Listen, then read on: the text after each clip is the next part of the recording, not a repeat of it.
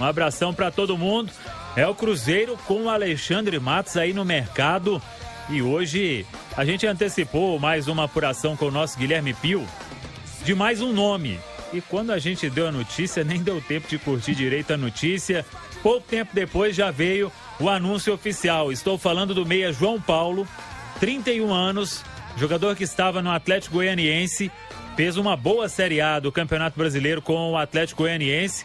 E o João Paulo, acompanhando aí a carreira do jogador, em 2019 com o Avaí na Série A, jogou muito bem, mesmo com o rebaixamento do Avaí, marcou 10 gols naquela temporada. Em 2020 estava voando na Ponte Preta, tanto que foi pro Fortaleza, aí lá já na reta final de Série A não recebeu muita chance, mas na Ponte em 2020 jogou muito e agora no Atlético Goianiense. Então, meia de muita rodagem, 31 anos. Eu até separei aqui, Léo Figueiredo e Alexandre Simões, os números do João Paulo nas últimas 3 temporadas. Pelo Avaí, em 2019, 49 jogos, 10 gols e 2 assistências. Em 2020, pela Ponte Preta, 38 jogos, 10 gols e 4 assistências. E em 2021, agora no Atlético Goianiense, 42 jogos, 8 gols e 5 assistências. Se a gente pegar pelos números, não teve nenhum meia no Cruzeiro nessas últimas temporadas com esses números do João Paulo. E é mais uma contratação, a 7ª do Cruzeiro para a temporada de 2022. Vai montando aquele time, acho que competitivo, como o Vanderlei pediu, como o Alexandre Matos também falou, e o João Paulo chegando já anunciado oficialmente, Léo. Você comparou com jogadores recentes aí no Cruzeiro, não tinha nenhum com essa característica, né? Um meia mesmo, o João Paulo, articulador, cara que pisa na área. Talvez o Wellington nem nos seus melhores e poucos momentos ali, jogando mais centralizado, mas é uma boa contratação e é mais uma contratação que vem de encontro ao que o Cruzeiro pode fazer. É o que eu disse aqui quando o Cruzeiro anunciou o Edu. É a melhor contratação barata que o Cruzeiro pode fazer, porque o Cruzeiro não pode fazer negociação cara. Não chegou o investidor ainda, eu tenho usado essa, não surgiu petróleo na toca, e o Cruzeiro precisa fazer com responsabilidade. Não adianta nada contratar esses jogadores, daqui 3 meses o salário desses caras está atrasado. Então o Cruzeiro tem que fazer um bom planejamento, um planejamento correto, e tá buscando jogadores que estão em boa fase. Isso é muito importante. Não é refúgio, não é cara que tem nome, não é cara que já passou aqui, que já teve um grande momento. Não. O João Paulo tem jogado bem no Atlético Goianiense, tá vindo.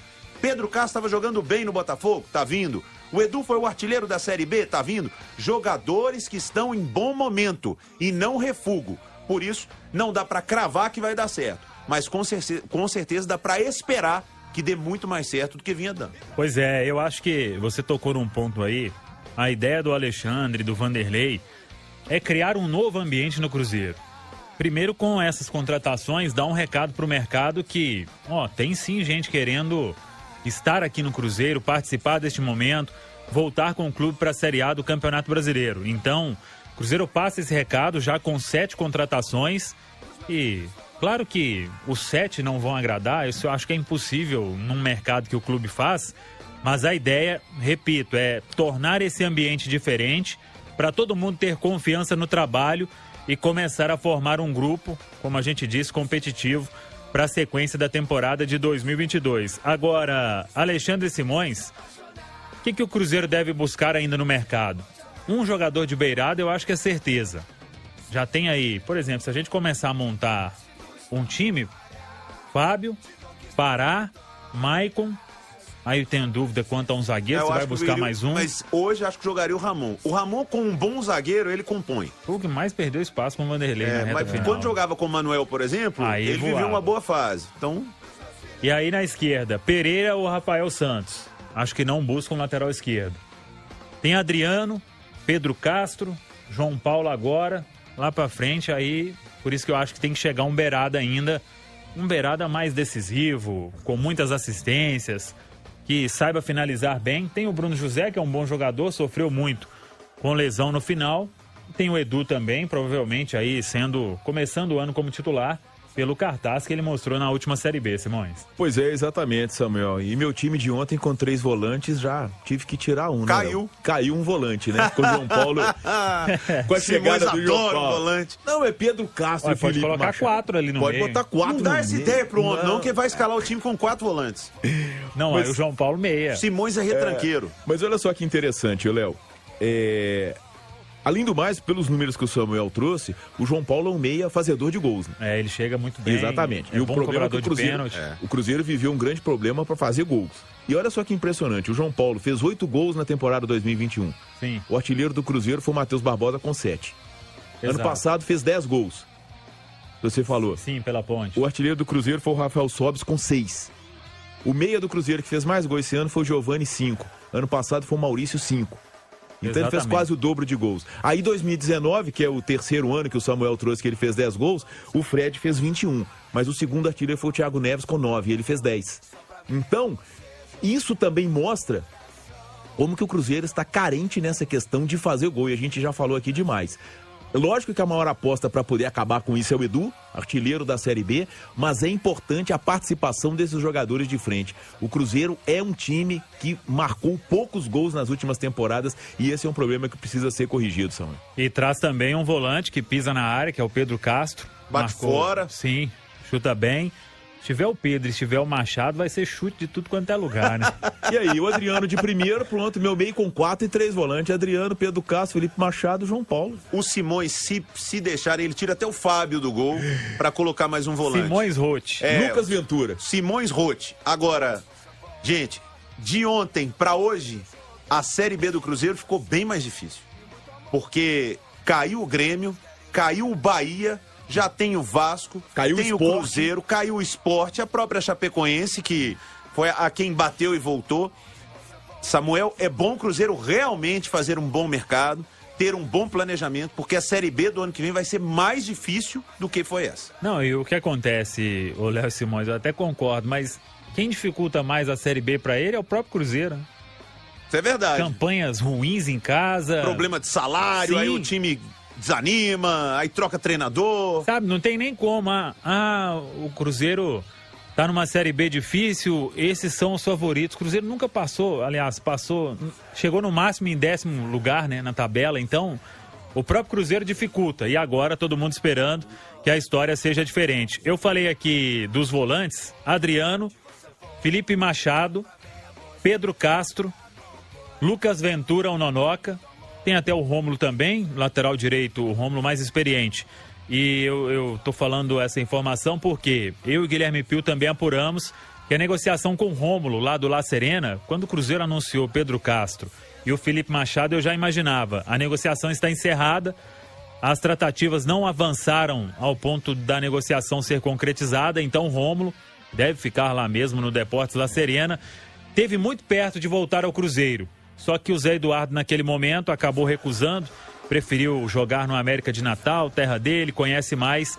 Então o Rômulo, a negociação está encerrada, não volta para o Cruzeiro. Ele que se destacou na base em 2018 e 2019. Agora, sobre esses outros nomes, vamos aguardar.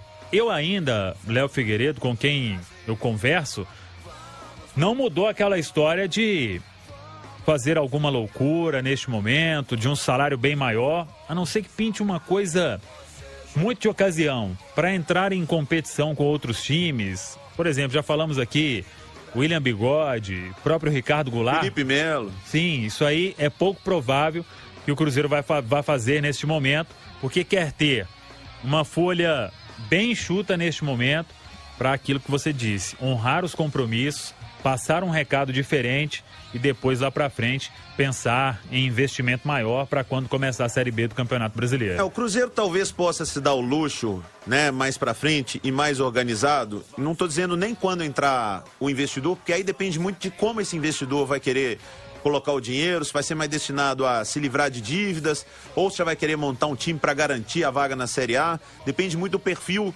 do que vai querer o investidor que vai entrar no Cruzeiro. Mas o Cruzeiro vai poder, independentemente disso, eu imagino, ter um pouquinho mais de ousadia. Contratar uns 2 caras aí acima da média, com os salários, mas aí tem que ser caras decisivos. né? Tem que ser um atacante que vai chegar... Eu acho que o Edu merece muito a oportunidade de ser o centroavante titular do Cruzeiro. Mas passou o Campeonato Mineiro aí, o Edu não tá fazendo gol. Começou a Série B, não tá fazendo gol. Aí vai buscar um centroavante, busca um cara mais decisivo, gasta um pouco mais. Ou um segundo atacante, esse cara de beirada. Gasta um pouco mais, um cara que vai compor muito bem. Vai trazer um meio campo, ou um zagueiro que vai montar com o Maicon a melhor zaga da Série B. Uma situação assim, mas é muito pontual. O Cruzeiro não pode, o Cruzeiro não tem margem para erro. E o Cruzeiro não pode gastar mais do que deve. Se parar hoje, Samuel, se fizer as contas lá, se o Sérgio Santos Rodrigues sentou com o Matos, com o Luxemburgo, falou, ó, isso aqui é o que vai dar para pagar. É isso aí que vai começar o Campeonato Mineiro. Não deem um passo maior que a perna. Não cometam novamente o erro que o Cruzeiro cometeu. E estou falando da atual gestão, não estou falando das gestões anteriores de responsabilidades, para não usar outra palavra, não. Estou falando desta gestão. Erros em contrata, vai aquele na acerto e erro. Não.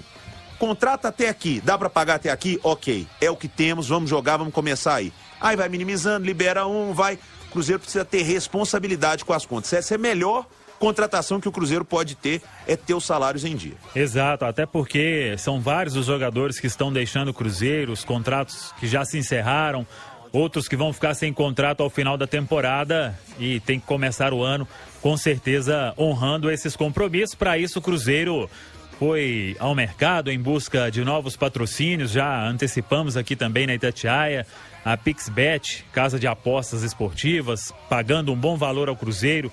Tem o outro patrocinador que a gente antecipou também com o Grupo Magnum e a marca Champion de relógio, que vai estampar na camisa do Cruzeiro. Esse ainda não foi oficializado, mas a negociação está caminhando muito bem e quem sabe aquela boa notícia para o torcedor também, a questão do Transferban, que o Cruzeiro deve resolver até o final deste mês.